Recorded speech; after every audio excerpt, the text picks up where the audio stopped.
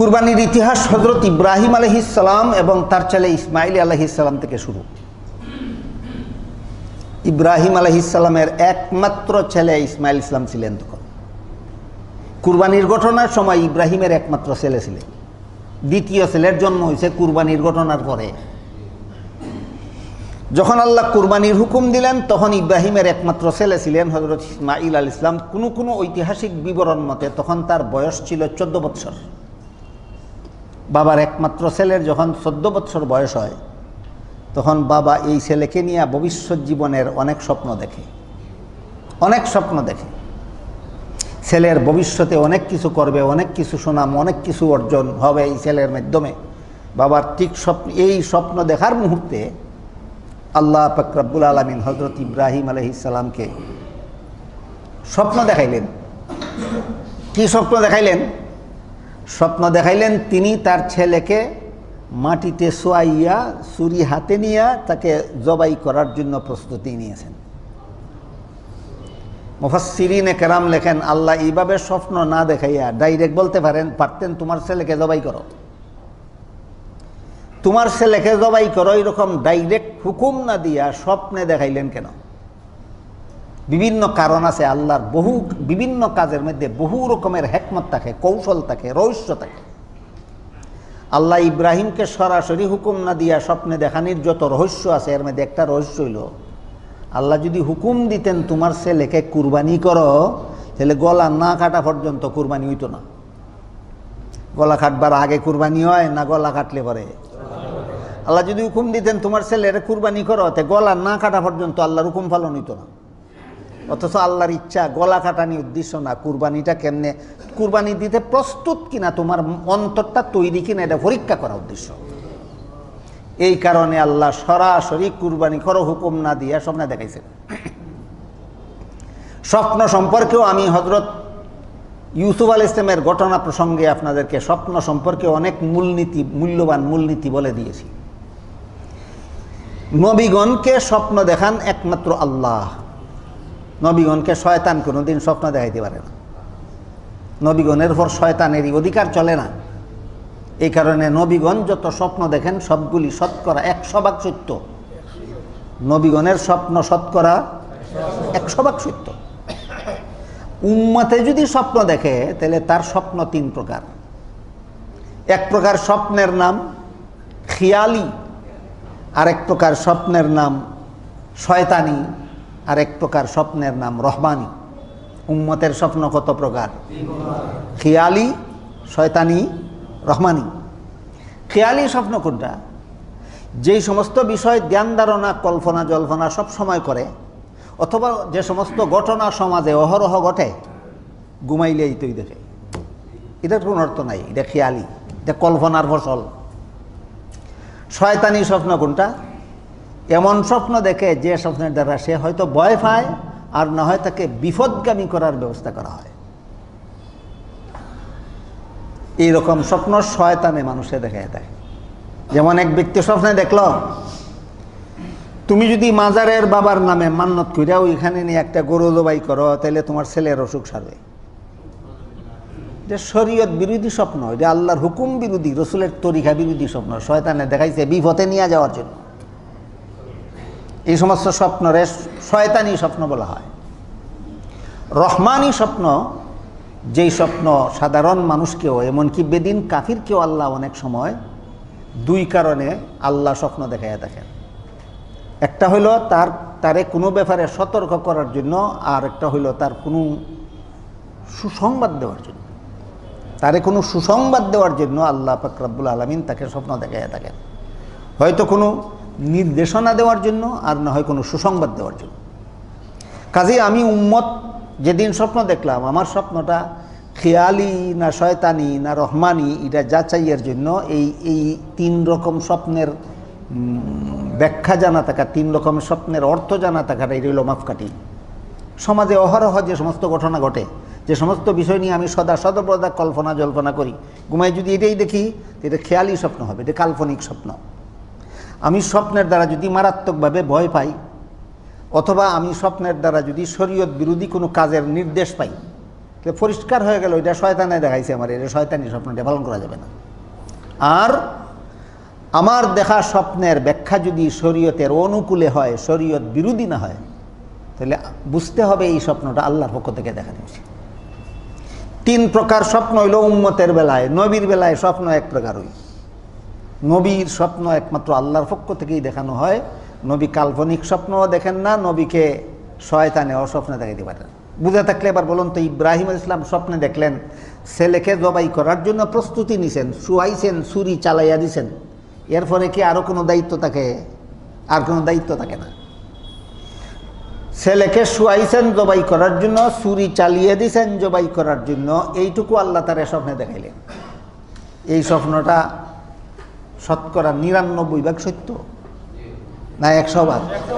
100% সত্য। তিনি জানেন নবীগণকে আল্লাহ স্বপ্ন দেখায় থাকেন, শতকরা 100% সত্য। কাজিয়া আমার ছেলেরে জবাই করার জন্যই আল্লাহ এই স্বপ্ন দেখাইছেন। স্বপ্ন দেখে তিনি ছেলেকে জবাই করার জন্য প্রস্তুতি নিলেন।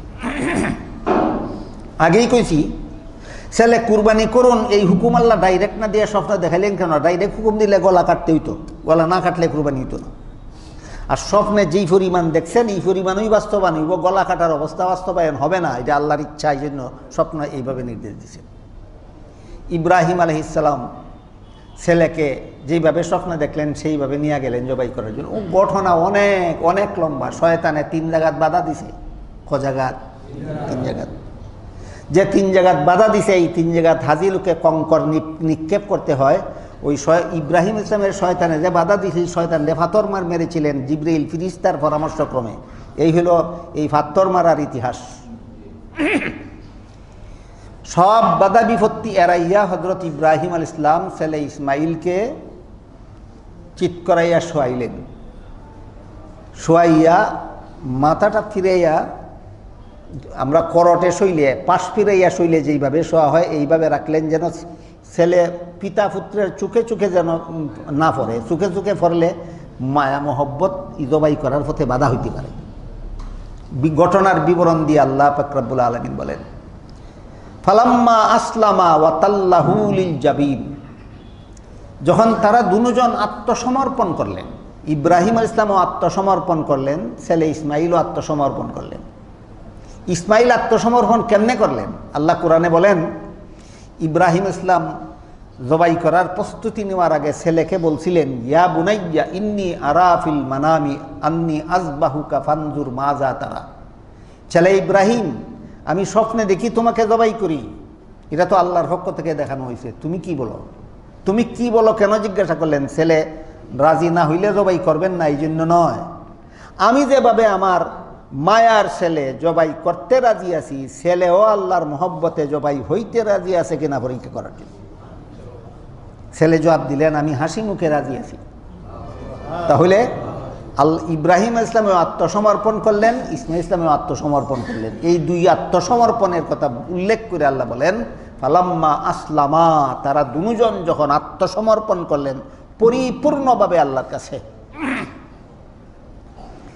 এই আত্মসমর্পণটাই হইল কুরবানির মূল শিক্ষা। আল্লাহর কাছে আমি আত্মসমর্পণ করলাম।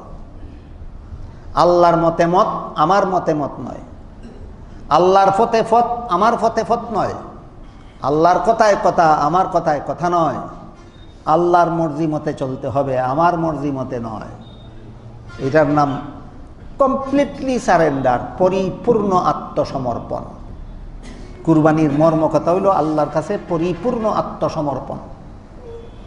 কুরবানির ইতিহাসের এই কথাগুলি যদি আমাদের কুরবানির দিনে মনে না থাকে, আমি যদি আল্লাহর কাছে পরিপূর্ণভাবে আত্মসমর্পণ করতে রাজি না থাকি, গরু জবাই করা না করায় আমার কি আসে যায়, ছাগল জবাই করায় না করায় আমার কি আসে যায়।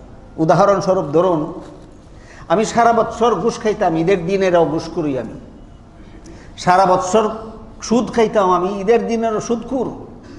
সারা বৎসর মদ খাইতাম, আমি ঈদের দিনেরও মদখুর। সারা বৎসর গাঞ্জা খাইতাম, আমি ঈদের দিনেরও গাঞ্জাখুর। সারা বৎসর বেনামাজি ছিলাম, আমি ঈদের দিনেরও বেনামাজি। সারা বৎসরের বেপরদা, আমি ঈদের দিনেরও বেপরদা। ওই শ্রেণী আত্মসমর্পণ। আমার গরু জবাই কোন কামের, আমার ছাগল জবাই কোন কাজের? এটা কুরবানির খুলস কুরবানির মূল নয়। গরু জবাই কুরবানির কুলসেরও দরকার পড়ে যদি মূল থাকে। মূলই থাকে না, কুলস কোন কাজে লাগে? একটা গাছের চারা ছাল আসেনি, গাছের চারার ছাল নাই, ছাল সম্পূর্ণ উঠাইয়া ফেললে গাছের চারা টিকে থাকা ঝুঁকিপূর্ণ হয়ে যায়, কাজে কুলসেরও দরকার থাকে। কিন্তু ছাল রেখে যদি মূল ফালাইয়া দেয়, এই ছাল কোন কাজে লাগে? আমাদের কুরবানি এই অবস্থায় হবে। আমি যদি আল্লাহর কাছে আল্লাহ ইব্রাহিম ইসলাম এবং ইসমাইল ইসলামের কুরবানির ইতিহাস বর্ণনা করে বলেন, ফালাম্মা আসলামা, তারা দুজন যখন পরিপূর্ণভাবে আত্মসমর্পণ করলেন, তখন আমি পুরস্কার স্বরূপ বললাম, ছেলের গলা কাটতে হবে না, বেহেশতের থেকে দুম্বা পাঠাইলাম, দুম্বার গলা কেটে কুরবানি আদায় করো। তা আল্লাহ যে আমাদের দুম্বা জবাইয়ের দ্বারা কুরবানি কবুল করবেন, ছাগল জবাইয়ের দ্বারা কুরবানি কবুল করবেন, ভেড়া জবাইয়ের দ্বারা, গরু জবাইয়ের দ্বারা, মহিষ জবাইয়ের দ্বারা, উট জবাইয়ের দ্বারা কুরবানি কবুল করবেন, আসল আত্মসমর্পণ থাকলে না আসল আত্মসমর্পণ না থাকলে? কুরবানির শিক্ষা আত্মসমর্পণ। যে ব্যক্তি পরিপূর্ণভাবে আল্লাহর কাছে আত্মসমর্পণ করতে পারে, আল্লাহ তার অতীত জীবনের সব গুনাহ মাফ করে দেন। কুরবানিটাও মুসলমানদের জন্য আনন্দের উপলক্ষ। এই দিন ঈদুল আজহার দ্বিতীয় উপলক্ষ আনন্দের হইল এই কুরবানি। ইব্রাহিম আলাইহিস সালাম যেমনভাবে মায়ার ছেলে, মহব্বতের ছেলের মহব্বত বিসর্জন দিতে প্রস্তুত ছিলেন, আমরাও যদি যে গুনার প্রতি মন আমার আকৃষ্ট, এই গুনাহ যদি বিসর্জন দিতে প্রস্তুত থাকি, তাহলে ইব্রাহিমের বিসর্জন আর আমার বিসর্জনে একটা সামঞ্জস্য আছে। আমার বিসর্জনটা ইব্রাহিমের বিসর্জনের মতো। ইসমাইল ইসলাম যেমন নিজের প্রাণ বিসর্জন দিতে প্রস্তুত ছিলেন, একটা মানুষের কাছে নিজের প্রাণের চেয়ে বেশি মায়ার জিনিস আর কি হইতে পারে? তিনি যেভাবে নিজের প্রাণ বিসর্জন দিতে প্রস্তুত ছিলেন, আমিও যদি আমার গুনার প্রতি যে আমার মনে আকর্ষণ আছে সেটা যদি বিসর্জন দিতে প্রস্তুত থাকি, তাহলে আমার কুরবানি ইব্রাহিমের কুরবানির সাথে সামঞ্জস্যপূর্ণ, আমার কুরবানি ইসমাইলের কুরবানির সাথে সামঞ্জস্যপূর্ণ। তাদের কুরবানি আল্লাহর কাছে যেমনভাবে কবুল হয়েছিল, আমার কুরবানিও আল্লাহর কাছে তেমনভাবে কবুল। কুরবানি কবুল হওয়ার দ্বারা জীবনের সব গুনাহ মাফ হয়ে যায়। তাই আল্লাহ বলেন, ফালাম্মা আসলামা ওয়া তাল্লাহু লিল জাবিন নাদাইনাহু আইয়া ইব্রাহিম কাদ সাদ্দাকতার রুইয়া। তুমি স্বপ্নে যে হুকুম পাইছো এই হুকুম পালন হয়ে গেছে। স্বপ্নে গলা কাটার হুকুম পাইছেন না, স্বপ্নে ছুরি চালানির হুকুম পাইছেন, আদায় হইয়া গেছে। গলা কাটা আমার উদ্দেশ্য না, তোমারে পরীক্ষা করা উদ্দেশ্য, তুমি পরীক্ষায় পাশ করে ফেলেছ। এই বিষয়টাই আল্লাহ পাক রব্বুল আলামিন অন্য আয়াতে আল্লাহর ভাষায় বলেন, লাই ইয়ানালাল্লাহা লুহুমুহা ওয়ালা দিমাউহা ওয়ালাকিন ইয়ানালুহুত তাকওয়া মিনকুম। তোমরা যে কুরবানির জন্তু জবাই করো, এই জন্তুর রক্ত আল্লাহ নেন না, গোশত আল্লাহ নেন না। রক্ত মাটিতে পড়ে যায়, তোমরা গোশত তোমরা নিজেরাই খাও। একটা জিনিস লক্ষ্য করার ব্যাপার, আমি লক্ষ টাকার গরু কুরবানি দিলাম, জবাই করলাম, রক্ত মাটিতে পড়ে গেল, গোশত নিজেরাই ভাগ বাটোয়ারা করে খাইলাম, আল্লাহর নামে কি দিলাম? এখানে প্রশ্ন জাগা উচিত, আমি আল্লাহর নামে কি দিলাম? ৫,০০০ টাকা পকেটে নিয়ে আসছিলেন, মসজিদের ফান্ডে দিয়া গেলেন আল্লাহর নামে, আপনার পকেটে রইল না। ১,০০,০০০ টাকার গরু কুরবানি দিলেন, আপনার ডেগে আছে, আপনার ফেটে আছে, আপনার ফ্রিজে আছে, আল্লাহর নামে কোনটা দিলেন? এই বিষয়টা বর্ণনা করে আল্লাহ বলেন, লাই ইয়ানালাল্লাহা লুহুমুহা ওয়ালা দিমাউহা ওয়ালাকিন ইয়ানালুহুত তাকওয়া মিনকুম। যেমনভাবে ইসমাইলের গলা কাটা আল্লাহর উদ্দেশ্য ছিল না, আল্লাহকে খুশি করার জন্য গলা কাটতে রাজি কিনা পরীক্ষা করা উদ্দেশ্য ছিল, ঠিক তেমনিভাবে তোমাদের গোশত আল্লাহকে দিয়া দিবে, এটা আল্লাহর উদ্দেশ্য না। তোমরা অন্তরে তাকওয়া হাসিল করো কুরবানির উসিলায়, এটা হইল আল্লাহর উদ্দেশ্য। কুরবানির উদ্দেশ্য হইল তাকওয়া হাসিল করো। ১,০০,০০০ টাকার গরু যদি আল্লাহর নামে দিতে পারি, তাহলে আমার গুনার কাজের আকর্ষণ যে মনে আছে, এটা আমি ছাড়তে পারবো না কেন? কুরবানি দেওয়ার জন্য যদি ১,০০,০০০ টাকার মায়া ছাড়তে পারি, তাহলে গুনার প্রতি যে মনের আকর্ষণ আছে সেটা ছাড়তে পারবো না কেন? এটা হলো কুরবানির শিক্ষা, এটা আল্লাহর আসল উদ্দেশ্য। কাজেই কুরবানি আমরা যারা করব অথবা যাদের কুরবানি করার তৌফিক নাই, আমাদের মনে রাখতে হবে যে আল্লাহ আমাদের এই কুরবানির গরুর গোশত আল্লাহ নেন না, আমাদের অন্তরের তাকওয়াটা আল্লাহ চান। কাজেই এখন বোঝা দরকার তাকওয়া জিনিসটা কি। কুরবানির মাধ্যমে আল্লাহ আমার অন্তরের তাকওয়া চান। এই তাকওয়া জিনিসটা কি? আমি অতীতে একাধিকবার আপনাদেরকে বলেছি তাকওয়া জিনিসটা কি। মুফাসসিরিন কেরাম তাফসীরের কিতাবে লিখেছেন, হযরত উবাই ইবনে কাব রাদিয়াল্লাহু আনহু নামের বিশিষ্ট সাহাবী, ওনাকে হযরত উমর ফারুক রাদিয়াল্লাহু তাআলা আনহু জিজ্ঞাসা করেছিলেন তাকওয়া জিনিসটা কি। উমরে উবাইকে জিজ্ঞাসা করলেন তাকওয়া জিনিসটা কি। আল্লাহ যে বললেন তোমরা কুরবানির গোশত আমি চাই না, তোমাদের অন্তরের তাকওয়া চাই। এই কথার থেকে আসলো তাকওয়ার ব্যাপারটা। আল্লাহ বলেন তোমাদের কুরবানির জন্তুর গোশত আমি চাই না, আমি তোমাদের তাকওয়া চাই। তাকওয়া জিনিসটা কি? উমর রাদিয়াল্লাহু আনহু উবাই ইবনে কাব রাদিয়াল্লাহু আনহুকে জিজ্ঞাসা করলেন তাকওয়া জিনিসটা কি। উবাইয়ে উমরের সুজা জবাব না দিয়া পাল্টা প্রশ্ন করলেন, যেই জঙ্গল কাঁটাদার গাছে ভরা এমন কোনো জঙ্গল আপনি দেখছেন কিনা? উমর বলেন দেখছি।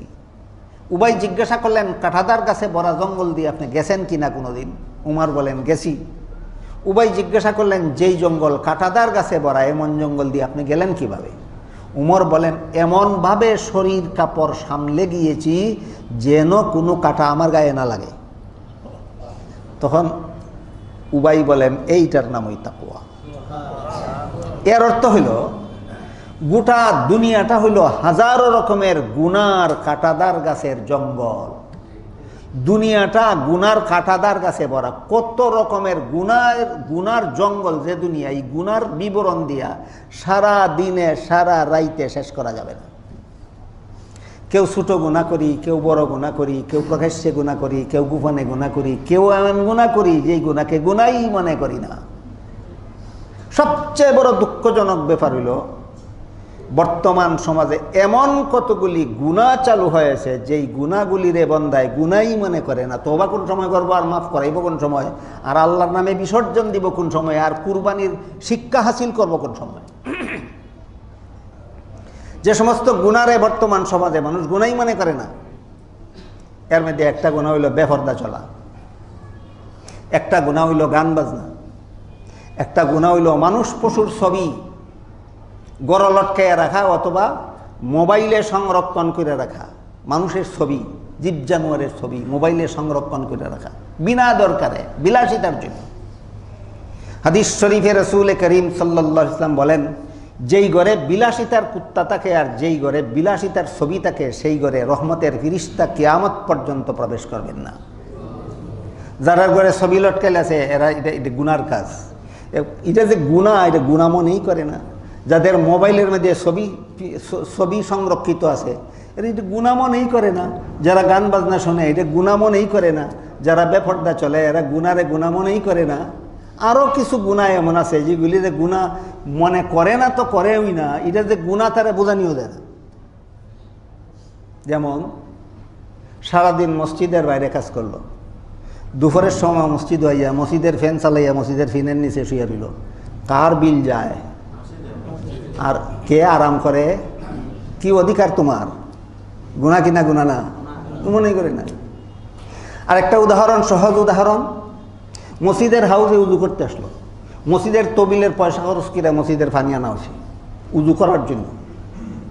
মসজিদের পানিতে যদি অন্য কিছু দেয়, মসজিদের হাউজের পানিতে যদি নিজের কাপড় দেয়, মসজিদের হাউজের পানিতে যদি গোসল করে, মসজিদের হাউজের পানি সাইডে দিয়ে যদি দাঁত মাজে, এদিক দিয়ে দাঁত মাজতেই আছে আর এই দিক দিয়ে টেপের পানি ভরতেই আছে। তোমার বাপের পয়সা না মসজিদের পয়সা? সব না গুনাহ? কে কারে বুঝাইবে? বর্তমান জমানার বেশিরভাগ মানুষ ওগুলোই 3.5 হাত, কে কার কথা নিত আর কে কার বুঝ নিত? আমি কম বুঝিনি তোমার থেকে। একদিনের ঘটনা আপনারা একটা কই। এক জায়গায় সফরও গেছি, রেল স্টেশনও গেছি, আসরের নমাজের টাইম হয়েছে, স্টেশন মসজিদও গেছি, আসরের নমাজ পড়তাম। গিয়া দেখি জমাত হয়ে গেছে, আমি আমার নমাজ একা একাই পড়তেছি। আমার পাশে একটা লোক ইয়া দাঁড়াইছে নমাজ পড়তে, সে তার নমাজ পড়ে। আমি 1 রাকাত পড়তে পড়তে তার 4 রাকাত শেষ। রুকুত যে যায় আঁটুর মধ্যে 2টা, আঁটুর মধ্যে 2 হাত দিয়া 2টা গসাই দেওয়া সেজদার জায়গা আর ফিরত আয় না। আর সেজদার গিয়া সেজদার জায়গার থেকে তুলে না, মাথাটা 2 আঙ্গুল ওটাই আবার দপ্পরে ছেড়ে দেয়। এইভাবে নমাজ ফিরে সাইডা ইচ্ছা মতো বইয়া বইয়া তসবিহ হয়। তসবিহ পড়তে পড়তে আমি আরও 3 রাকাত পড়ছি। আমার 1 রাকাত নামাজ পড়তে সে 4 রাকাত নামাজ পড়ছে, আর তসবিহ পড়তে পড়তে আমি বাকি 3 রাকাত পড়ছি। সালাম ফিরে কইলাম, মিয়া সাহেব আপনি মনে কিছু না নিলে যদি অবসর থাকেন তাহলে একটা কথা বলবো। কখনো না, আমি তো অবসর হই, আমার তো কোনো কাম কাজ নাই। আমি কইলাম, মিয়া সাহেব নমাজের মধ্যে রুকুর থেকে সোজা হইয়া দাঁড়ানি ওয়াজিব, নাইলে নমাজ হয় না। প্রথম সেজদার থেকে সোজা হইয়া বসা ওয়াজিব, নাইলে নমাজ হয় না। কই কথা হইনি, কি কথা হই? কয় আমারে বোঝানি লাগতো না, আমি তোমার থেকে ভালো জানি। এরাই বুঝে বোঝা। মসজিদের ফ্যান ছেড়ে যদি আইয়া রেস্ট লয়, মসজিদের বিল খাটাইয়া যদি নিজে মসজিদের বাতাস বুক করে, নমাজের সময় হয় না কোনো কারণে, এরা বুঝাইব না। বুঝাইতে গেলে কইব তুমি আমারে বুঝাইনি লাগতো না, আমি তোমার থেকে বেশি বুঝি। আউজের ফানি চাইলে যদি ব্যক্তিগত কাজ করে, আউজের ফানি যদি অপচয় করে, তারা বুঝাইতে গেলে কইব আমারে বুঝাইনি লাগতো না, আমি তোমার থেকে বেশি বুঝি। গুনাহ কতভাবে মানুষে করে। হযরত উমর ফারুক রাদিয়াল্লাহু তাআলা আনহুর প্রশ্নের জবাবে উবাই ইবনে কাব রাদিয়াল্লাহু তাআলা আনহু বলেন, গোটা দুনিয়াটাই হইল হাজারো রকমের গুনার কাঁটাদার গাছে জঙ্গলে ভরা। এই গুনার কাঁটাদার গাছে ভরা জঙ্গল দুনিয়ার ভিতর দিয়া প্রত্যেকটা মানুষের জান্নাতে যাওয়ার পথ। প্রত্যেকটা মানুষের জান্নাতে যাওয়ার পথ। দুনিয়ার জঙ্গলে তুমি একদিক দিয়ে ঢুকছো, এই দুনিয়ার জঙ্গল থেকে আরেক দিক দিয়ে বেরিয়ে তোমার জান্নাতে বুঝতে হবে। কথা বুঝে থাকলে বলুন তো, দুনিয়ার মানুষের জান্নাতে যাওয়ার পথ, সমস্ত মানুষের জান্নাতে যাওয়ার পথ দুনিয়ার বাইরে দিয়া না দুনিয়ার ভিতর দিয়া? এই দুনিয়াটা হইল আমাদের জান্নাতে যাওয়ার পথ। এটা গুনার কাঁটাদার গাছের জঙ্গলে ভরা। তুমি যদি দুনিয়ার থেকে এমনভাবে বিদায় হতে পারো যে কোনো গুনাহ তোমার সাথে কবরে না যায়, তাইলে তোমার তাকওয়া হাসিল। কি হাসিল হইল? তাহলে সারমর্ম হইল তাকওয়া, গুনাহমুক্ত জীবনযাপনের নাম তাকওয়া। সারমর্ম কি দাঁড়াইল? গুনাহমুক্ত জীবনযাপনের নাম তাকওয়া। আল্লাহ কোরআনে কি বলেন? লাই ইয়ানালাল্লাহা লুহুমুহা ওয়ালা দিমাউহা ওয়ালাকিন ইয়ানালুহুত তাকওয়া মিনকুম। তোমরা কুরবানির গোশত আল্লাহ চান না, আল্লাহ তোমাদের তাকওয়া চান। তোমাদের কুরবানির গোশত আল্লাহ চান না, আল্লাহ তোমাদের তাকওয়া চান। এতক্ষণে আমি আশা করি আপনারা বলতে পারবেন, আল্লাহ যে আমাদের কাছে তাকওয়া চান, এই জিনিসটা কি? গুনাহমুক্ত জীবনযাপন। আল্লাহ যে আমার কাছে তাকওয়া চান, এই তাকওয়া জিনিসটা কি? গুনাহমুক্ত জীবনযাপন। কুরবানির এই শিক্ষা যদি আমি গ্রহণ করতে পারি, কুরবানির দ্বারা আমার জীবনের গুনাহ মাফ, আমার আনন্দের ব্যাপার। এটা হইল ঈদুল আজহার দ্বিতীয় আনন্দের কারণ।